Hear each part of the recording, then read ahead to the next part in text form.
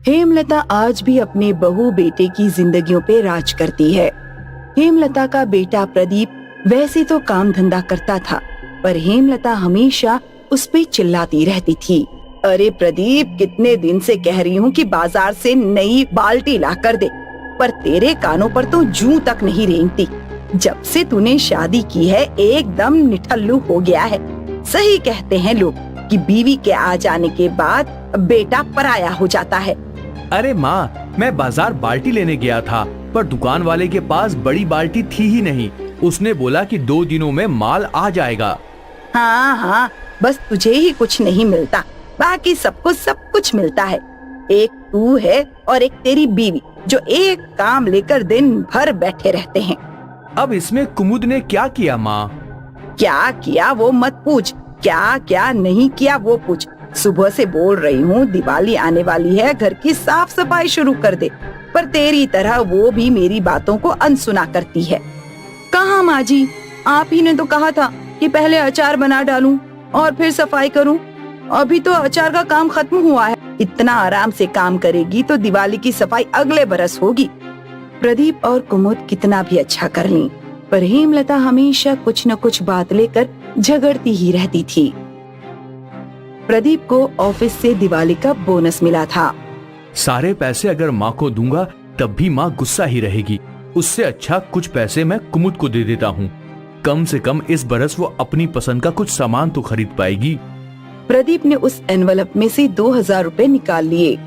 प्रदीप घर आया और बोनस का वो एनवलप अपनी माँ के हाथ में थमा दिया। कितने हैं? मैंने गिने नहीं माँ, जितने बॉस ने दिए थे वो सब हैं। अच्छा है। हेमलता ने वो एनवलप अपनी तिजोरी में रख दिया। रात को प्रदीप ने कुमुद को 2000 रुपए दिए। इससे तो कुछ अपने लिए खरीद लेना। पर माँ जी को पता चल गया तो? उन्हें नहीं पता चलेगा, तू बस अपने लिए कुछ खरीद ले। मैं सोच रही थी कि मैं एक सिलाई मशीन खरीद लूं। आप तो जानते हैं कि मुझे सिलाई करने का कितना शौक है। हाँ, जैसी तुम्हारी मर्जी। पर माँ जी को क्या बोलेंगे? बोल देंगे कि सिलाई मशीन तुम्हारी किसी सहेली की है, अब वो इस्तेमाल नहीं कर रही तो तुम्हें दे दी। अगर माँ के पैसे नहीं जा रहे तो उन्हें फर्क नहीं पड़ेगा कि वो सिलाई मशीन कहाँ से आई है। अगले दिन कुमुद और प्रदीप पुरानी सिलाई मशीन की दुकान पर आए और वहाँ से एक पुरानी सिलाई मशीन खरीद ली। और जब कुमुद की सास ने उससे पूछा, ये मेरी सहेली की थी, वो आजकल उसे इस्तेमाल नहीं कर रही तो मैं ले आई। ठीक है, ले जा इस कबाड़ को अंदर। कुमुद ने वो सिलाई मशीन अपने कमरे में रख दी। सिलाई मशीन को देखकर कुमुद बहुत खुश थी, पर जैसे ही कुमुद ने सिलाई मशीन को चलाई, अचानक कुछ अजीब होने लगा और कुमुद के शरीर में अजीब से बदलाव आने लगे। वो अचानक से गर्दन एक तरफ झुकाने लगी। अब उसके शरीर में कोई और था। तभी प्रदीप वहाँ आया। कुमुद! जैसे ही प्रदीप ने कुमुद को हाथ लगाया, कुमुद ने प्रदीप का हाथ झटक दिया। मुझे छूना मत। कुमुद, क्या हुआ कुमुद? कौन कुमुद? मैं पुष्पा हूँ, पुष्पा। पुष्पा? भूल गए क्या मुझे? अब मैं याद भी नहीं। पुष्पा के भूत ने प्रदीप को जोर से तमाचा मारा। माँ! प्रदीप के चीखते ही हेमलता वहाँ आ गई। क्या हुआ? तेरा ही इंतजार कर रही थी मैं, बुढ़िया। मुझे बुढ़िया बोलती है? हेमलता ने कुमुद को मारने के लिए हाथ उठाया, पर कुमुद ने हेमलता का हाथ मरोड़ दिया। कुमुद, मेरा हाथ छोड़। कौन कुमुद? मैं पुष्पा हूँ, पुष्पा। वही पुष्पा जिससे तूने अपने बेटे की शादी होने नहीं दी। पुष्पा के भूत ने हेमलता का हाथ मरोड़ दिया। हेमलता चीखती रही, पर पुष्पा का भूत हंसता रहा। प्रदीप ने अपनी माँ का हाथ छुड़ाया और उन दोनों ने कुमुद को उसी कमरे में बंद कर दिया। तू जल्दी जा और अघोरी बाबा को ले आ, अब वही बहू को ठीक कर सकते हैं। जल्दी जा। प्रदीप अघोरी बाबा को बुलाने के लिए चला गया। जैसे ही अघोरी बाबा घर आए तो हेमलता ने रो रो कर अपना दुखड़ा उन्हें सुना दिया। ऐसे कोई भूत प्रेत तुम्हें क्यों सताएगा जब तुमने उसका कुछ बिगाड़ा ही नहीं। वो लड़की और मेरा बेटा शादी करना चाहते थे, पर मैंने अपने बेटे की शादी उससे नहीं होने दी और बस इसी वजह से वो मेरे परिवार को बर्बाद करना चाहती है। ऐसा नहीं हो सकता। तो कुछ न कुछ जरूर छुपा रही है। खैर जो भी हुआ है वो मैं तो पता लगा ही लूंगा। अघोरी साधु ने अपना मंत्र पढ़ना शुरू कर दिया। रूम में कैद कुमुद जोर जोर से चिल्लाने लगी, छोड़ दे मुझे अघोरी, छोड़ दे। तू कौन है और यहाँ क्यों आई है? मैं पुष्पा हूँ। मैं यहाँ इन दोनों माँ बेटों को मारने आई हूँ। मेरे रहते तू ये बिल्कुल नहीं कर पाएगी। मैं जरूर इन्हें मारूंगी, क्योंकि इन्हीं की वजह से मेरा परिवार तबाह हो गया। मैंने तुम्हारा क्या बिगाड़ा है पुष्पा? क्या बिगाड़ा है? उस दिन अगर तुम अपनी माँ की बातों में आकर मुझसे शादी ना तोड़ते तो मैं जिंदा होती, और मेरे बाबा भी। क्या तुम मेरी वजह से मरी? हाँ, उस दिन तुमने शादी के मंडप में मुझे छोड़ दिया। मेरे बाबा और मैं रोते हुए घर गए। बाबा ये बेइज्जती बर्दाश्त नहीं कर पाए। उन्होंने पंखे से लटक कर अपनी जान दे दी। उनको ऐसा करते देख मैंने किसी सिलाई मशीन पर पटक पटक कर अपनी जान दे दी, और बस उसी दिन से इंतजार कर रही थी कि कब मैं तुम माँ बेटों से अपना बदला लूंगी। तेरे साथ जो हुआ वो बहुत गलत था, पर तेरी मौत नियति थी। इसमें इस लड़के की या उसकी माँ की कोई गलती नहीं थी। जो भी है, मैं इन दोनों को मार कर ही रहूंगी, तभी मेरा बदला पूरा होगा। तू ऐसा कुछ नहीं कर पाएगी। अघोरी ने मंत्र को पढ़ना शुरू कर दिया और वो भूत कुमुद के शरीर से अलग हो गई। अघोरी ने झट से उस भूत की गर्दन पकड़ ली। आज तो तूने इन दोनों को बचा लिया, पर मैं वापस आऊंगी, जरूर वापस आऊंगी। अघोरी ने उस भूत को अपनी बोतल में भर लिया। प्रदीप और हेमलता ने राहत की सांस ली। कुमुद बेहोश हो गई। अघोरी वो भूत अपने साथ लेकर चला गया। कुमुद को जब होश आया तो उसे कुछ भी याद नहीं था। भूतिया सिलाई मशीन का भूत अब बोतल में बंद है। प्रदीप और हेमलता को लगा कि शायद उनकी जान बच गई, पर पुष्पा का बदला अब भी पूरा नहीं हुआ था। आज करण का बर्थडे है। भाई बियर तो बनती है। हाँ हाँ चल लेते हैं आज। करण और पप्पू ने वाइन शॉप से बियर ले ली। अरे पर पियेंगे कहाँ? टेंशन मत लो, कोई ना कोई सुनसान जगह तो मिल ही जाएगी। वो दोनों बाइक पर घूम रहे थे जब उनका ध्यान एक सुनसान गोदाउन पर पड़ा। वो देख, उससे बेहतर कौन सी जगह हो सकती है?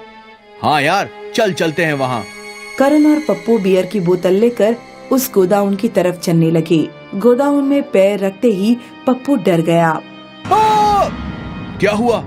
मुझे लगा कि कोई मेरे सामने से गया। तू भी ना अजीब है, जब देखो डरता रहता है। चल छोड़, आराम से बैठ जा, कोई नहीं है यहाँ। करण और पप्पू जमीन पर बैठ गए। पप्पू ने बियर की बोतल खोली और अचानक तेज हवा शुरू हो गई। मुझे लगता है यहाँ कोई है यार। अबे डरपोक, लगता है बिना पिए ही तुझे चढ़ गई है। कोई नहीं है यहाँ, चुपचाप दारू पी।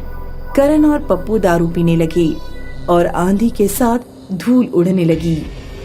हमें यहाँ से निकलना चाहिए भाई, यहाँ पक्का कोई है। रुक, मैं देखता हूँ कि कौन है। करण खड़ा हो गया और चिल्लाने लगा, कौन है? कौन है यहाँ? अगर हिम्मत है तो मेरे सामने आ। आंधी रुक गई, सब एकदम शांत हो गया और फिर बिजली की कड़कड़ाहट के साथ उन लोगों के सामने एक चुड़ैल आ गई। चुड़ैल को देखकर पप्पू और करण दोनों हक्के पक्के रह गए। भाग भाग यहाँ से, भाग भाग, जल्दी भाग। अब हिम्मत है तो मेरे सामने खड़े रहकर दिखाओ। पप्पू और करण भागे जा रहे थे, पर बस उनके पैर चल रहे थे। जमीन वहीं की वहीं थी। चुड़ैल उनके सामने आ गई। चुड़ैल ने दोनों की गर्दन पकड़ी और उठाकर उन्हें गोदाउन के अंदर ले गई। अंदर एक पुरानी बड़ी मशीन थी। चुड़ैल ने दोनों को उस मशीन पर पटकना शुरू कर दिया। चुड़ैल उन दोनों को तब तक पटकती रही जब तक उन दोनों ने दम ना तोड़ दिया। अगले दिन पुलिस ने गोदाउन को सील कर दिया। गोदाउन का मालिक जगदीश परेशान हो गया। ये क्या हो रहा है मेरे गोडाउन में? ये तो खून है। आखिर कौन मार रहा है इन्हें? मालिक, मुझे लगता है ये किसी भूत प्रेत का काम है। मेरे पहचान के एक तांत्रिक बाबा हैं। हमें उनकी मदद लेनी चाहिए। शायद तुम सही हो। मुझे भी लगता है इस गोडाउन में कुछ तो गड़बड़ है। जगदीश का नौकर उसे एक तांत्रिक के पास ले गया। कुछ महीनों से मेरे गोडाउन में कुछ अजीबोगरीब हो रहा है। यहाँ पर लोगों का खून हो रहा है। अब आप ही मुझे इस मुसीबत से बचाइए तांत्रिक साहब। वहां कोई है, कोई बहुत शक्तिशाली, लेकिन उसके लिए हमें वहां जाना होगा। कल आधी रात को मैं तुझे तेरे गोडाउन के बाहर मिलूंगा। ठीक है बाबा। और अगली रात मध्य रात्रि के समय वो तांत्रिक जगदीश को मिला। पुलिस ने गोडाउन को सील कर दिया है। हम अंदर कैसे जाएंगे? तांत्रिक ने कुछ मंत्र पढ़े और गोदाम पर जो सील लगा था वो खुल गया। अब चलो अंदर। तांत्रिक जगदीश और उसका नौकर तीनों अंदर पहुंचे। यहाँ जो भी है मेरे सामने आओ। ओम भ्रीम क्रीम, ओम भ्रीम क्रीम, ओम भ्रीम क्रीम। तांत्रिक के मंत्र पढ़ते ही वो चुड़ैल तांत्रिक के सामने आ गई। ए तांत्रिक, चला जा यहाँ से, चला जा। मैं नहीं जाऊंगा। यहाँ से अब तू जाएगी। नहीं, ये मेरी जगह है, मेरा अड्डा। ये गोडाउन उस आदमी का है। तू बेवजह इसे तकलीफ दे रही है। मैंने इसे कोई तकलीफ नहीं दी। ये झूठ बोल रहा है। इस गोडाउन में तूने 5 लोगों को जान से मार दिया और तू कहती है कि तूने तकलीफ नहीं दी। 5 लोग नहीं, 5 शराबी लोग। जो भी हो, पर थे तो वो इंसान ही ना। नहीं, शराबियों को जीने का कोई हक नहीं। मैं हर एक शराबी को मार दूंगी, मार दूंगी। लगता है तेरे साथ बहुत बुरा हुआ है। हाँ, बहुत बुरा। मेरा नाम नलिनी था। मेरा केटरिंग का बिजनेस था। ये रोटी की मशीन मेरी थी। मैंने इसे बड़ी मेहनत से खरीदा था। कुछ समय बाद मेरी शादी पारस नाम के आदमी से हुई थी। शुरू में सब कुछ अच्छा चल रहा था। मैं खुश थी। पारस मेरा ख्याल रखता था। मैं बिजनेस के साथ साथ घर भी संभालती थी। पर फिर पारस को दारू पीने की बुरी आदत लग गई। दारू ने पारस को इंसान से हैवान बना दिया। वो दारू के पैसों के लिए मुझे मारने लगा। मैं रोज रोया करती थी। मेरे पूरे शरीर पर चोट के निशान थे। एक दिन की बात है, मैं रोटी मशीन पर रोटियां बना रही थी। पारस मुझसे पैसे मांगने आया। ला पैसे दे। मेरे पास पैसे नहीं हैं। झूठ बोलती है। पारस ने मुझे मारना शुरू किया। पहले उसने मुझे तमाचे मारे और फिर जिस रोटी मशीन पर मैं रोटी बना रही थी उसी मशीन पर मेरा सिर पटक रहा था और मैं मर गई। तब से, बस तब से मैंने चुड़ैल बनकर हर शराबी से अपना बदला लेना शुरू कर दिया। तेरे पति ने जो तेरे साथ किया वो गलत था, पर तू जो दूसरों के साथ कर रही है वो भी गलत है। गलत सही मुझे नहीं पता। मुझे बदला चाहिए, बदला।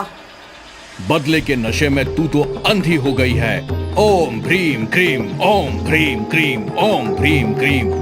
तांत्रिक ने मंत्र पढ़ना शुरू कर दिया। चुड़ैल को अपने बंधन में कैद कर लिया। तू इस रोटी बनाने की मशीन में कैद रहेगी। ओम भ्रीम क्रीम, ओम भ्रीम क्रीम, ओम भ्रीम क्रीम। चुड़ैल उस रोटी मशीन के साथ बंध गई। तांत्रिक ने अपनी आंखें बंद की और जोर से मंत्र पढ़ने लगा। ओम भ्रीम क्रीम, ओम भ्रीम क्रीम, ओम भ्रीम क्रीम, ओम भ्रीम क्रीम, ओम भ्रीम क्रीम। जैसे जैसे तांत्रिक मंत्र पढ़ता जा रहा था, वो रोटी बनाने की मशीन जमीन में धंसती जा रही थी। ओम भ्रीम क्रीम, ओम भ्रीम क्रीम, ओम भ्रीम क्रीम, ओम भ्रीम क्रीम, ओम भ्रीम क्रीम। और देखते ही देखते वो मशीन जमीन के अंदर चली गई। तांत्रिक ने अपनी आंखें खोली। वो चुड़ैल कभी वापस नहीं आएगी। अब इस गोडाउन में किसी और की मौत कभी नहीं होगी। जगदीश तांत्रिक के पैरों में गिर गया। तांत्रिक ने जगदीश को आशीर्वाद दिया और हंसते हुए वहाँ से चला गया। आज करण का बर्थडे है। भाई बियर तो बनती है। हाँ हाँ चल लेते हैं आज। करण और पप्पू ने वाइन शॉप से बियर ले ली। अरे पर पियेंगे कहाँ? टेंशन मत लो, कोई ना कोई सुनसान जगह तो मिल ही जाएगी। वो दोनों बाइक पर घूम रहे थे जब उनका ध्यान एक सुनसान गोदाउन पर पड़ा। वो देख, उससे बेहतर कौन सी जगह हो सकती है? हाँ यार, चलते हैं वहाँ। करण और पप्पू बियर की बोतल लेकर उस गोदाउन की तरफ चलने लगे। गोदाउन में पैर रखते ही पप्पू डर गया। क्या हुआ? मुझे लगा कि कोई मेरे सामने से गया। तू भी ना अजीब है, जब देखो डरता रहता है। चल छोड़, आराम से बैठ जा, कोई नहीं है यहाँ। करण और पप्पू जमीन पर बैठ गए। पप्पू ने बियर की बोतल खोली और अचानक तेज हवा शुरू हो गई। मुझे लगता है यहाँ कोई है यार। अबे डरपोक, लगता है बिना पिए ही तुझे चढ़ गई है। कोई नहीं है यहाँ, चुपचाप दारू पी। करण और पप्पू दारू पीने लगे और आंधी के साथ धूल उड़ने लगी। हमें यहाँ से निकलना चाहिए भाई, यहाँ पक्का कोई है। रुक, मैं देखता हूँ कि कौन है। करण खड़ा हो गया और चिल्लाने लगा। कौन है? कौन है यहाँ? अगर हिम्मत है तो मेरे सामने आ। आंधी रुक गई, सब एकदम शांत हो गया और फिर बिजली की कड़कड़ाहट के साथ उन लोगों के सामने एक चुड़ैल आ गई। चुड़ैल को देखकर पप्पू और करण दोनों हक्के पक्के रह गए। भाग भाग यहाँ से, भाग भाग, जल्दी भाग। अब हिम्मत है तो मेरे सामने खड़े रहकर दिखाओ। पप्पू और करण भागे जा रहे थे, पर बस उनके पैर चल रहे थे। जमीन वहीं की वहीं थी। चुड़ैल उनके सामने आ गई। चुड़ैल ने दोनों की गर्दन पकड़ी और उठाकर उन्हें गोदाउन के अंदर ले गई। अंदर एक पुरानी बड़ी मशीन थी। चुड़ैल ने दोनों को उस मशीन पर पटकना शुरू कर दिया। चुड़ैल उन दोनों को तब तक पटकती रही जब तक उन दोनों ने दम ना तोड़ दिया। अगले दिन पुलिस ने गोदाउन को सील कर दिया। गोदाउन का मालिक जगदीश परेशान हो गया। ये क्या हो रहा है मेरे गोडाउन में? ये तो खून है।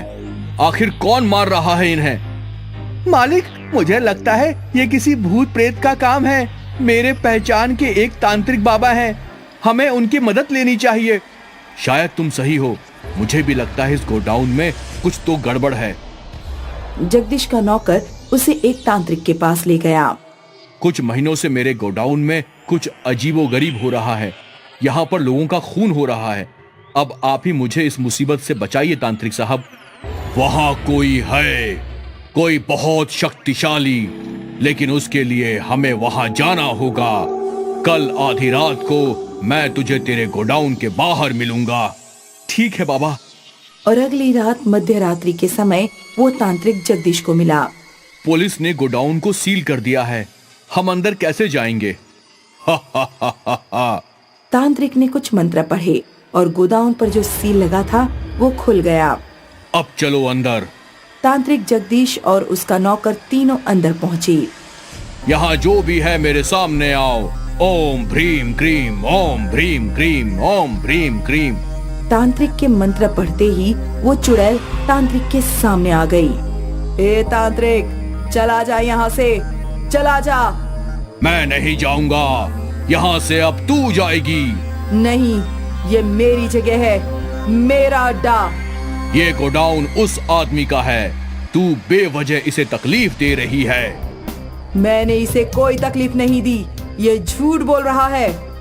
इस गोडाउन में तूने 5 लोगों को जान से मार दिया और तू कहती है कि तूने तकलीफ नहीं दी।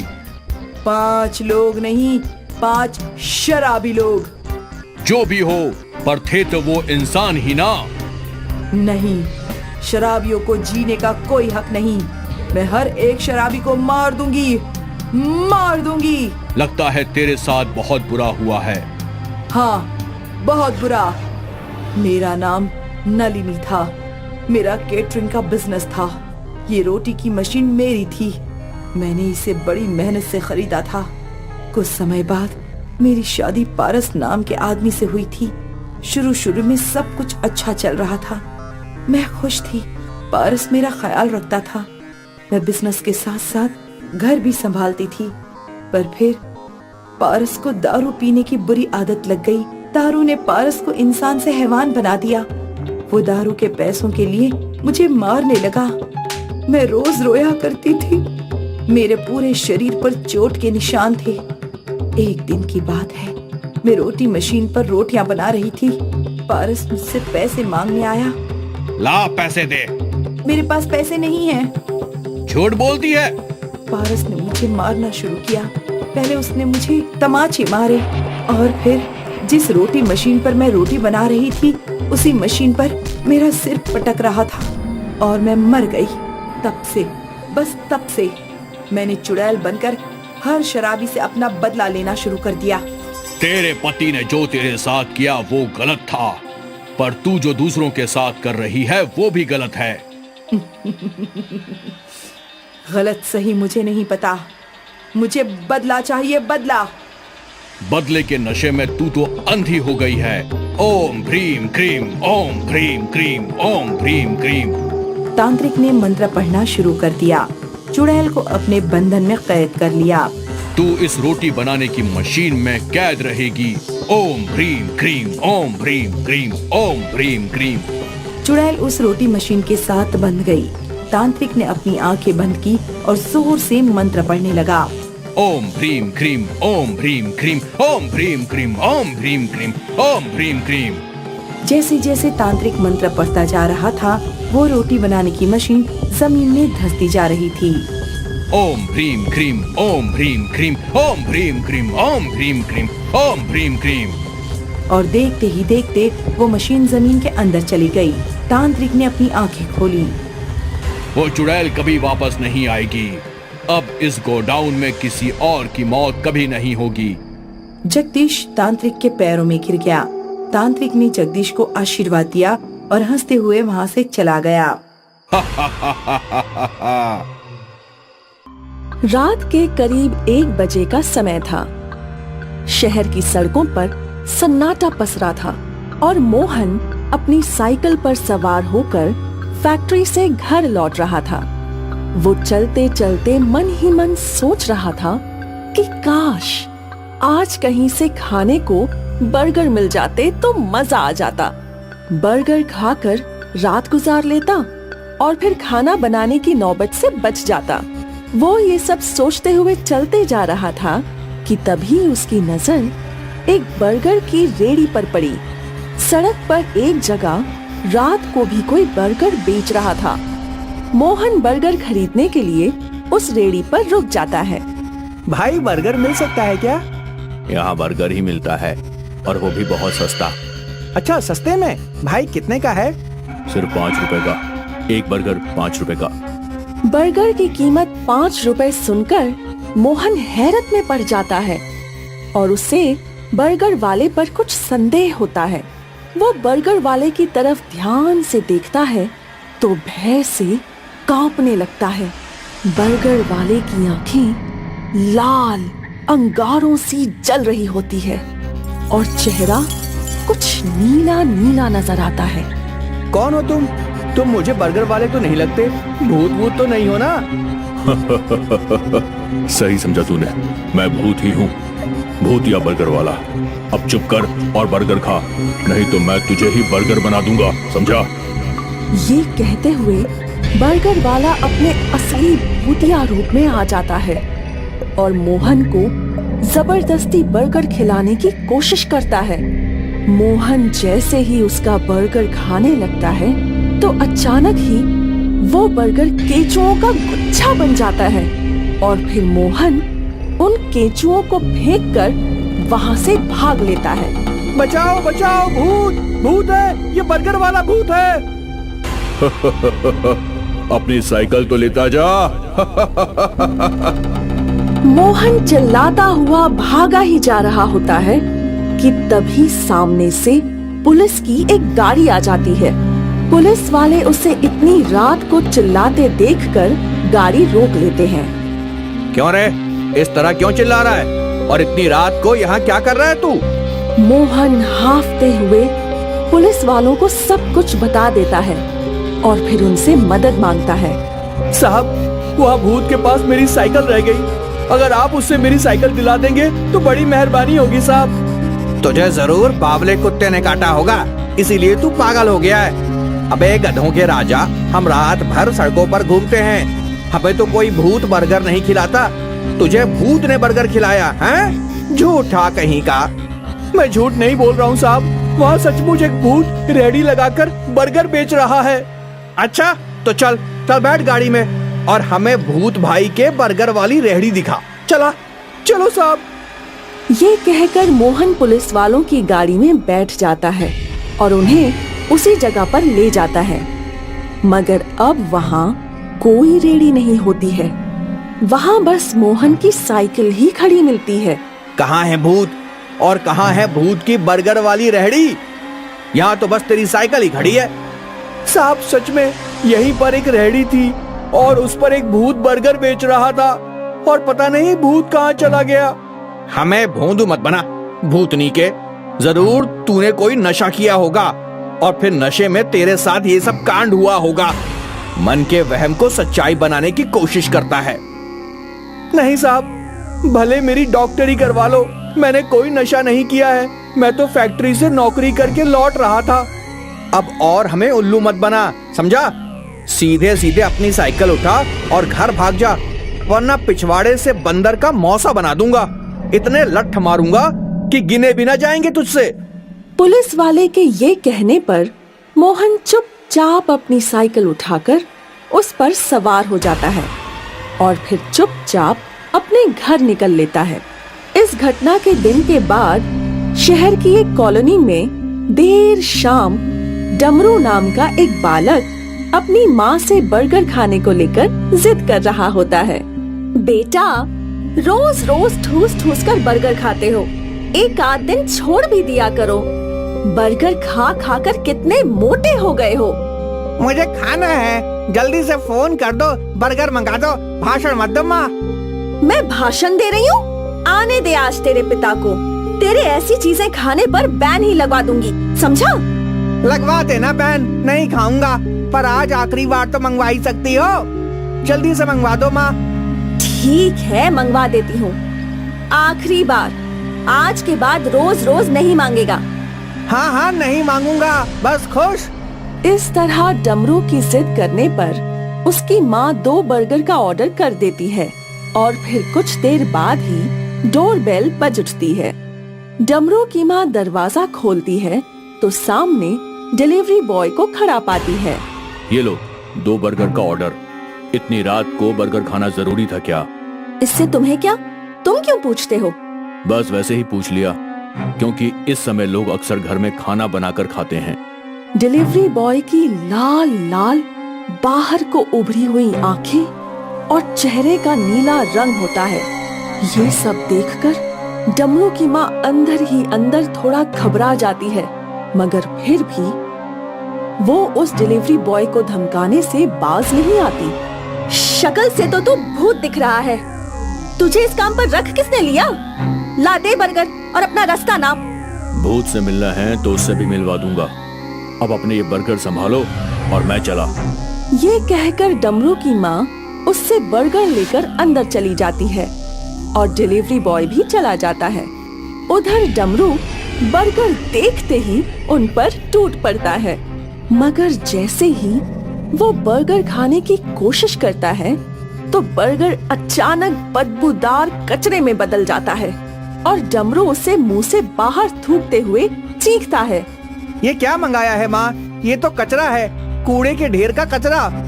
फिर वो दूसरा बर्गर देखती है तो और अधिक आश्चर्य में पड़ जाती है, क्योंकि दूसरा बर्गर तो जीते जागते केंचुओं से बना था।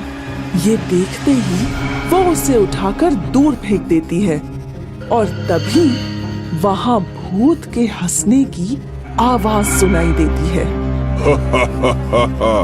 बर्गर खाएगा? खा लेना बर्गर, कूड़ा कचरा केचुआ, खा खा खा। कौन है? तभी वो डिलीवरी बॉय भूत बनकर उनके सामने प्रकट हो जाता है और डमरू और उसकी माँ डर से चीखने लगते हैं। बचाओ! बचाओ! भूत! भूत! हमारे घर में भूत! खूब चिल्लाओ, जितना चाहे चिल्लाओ, जब तक मैं यहाँ हूँ कोई भी तुम्हारी चीख नहीं सुन सकता। पर तुम चाहते क्या हो? मोटू डमरू, बर्गर पिज्जा ना जाने क्या क्या जंक फूड खाता रहता है, कितना मोटा हो गया है। अब मैं तुझे खाऊंगा।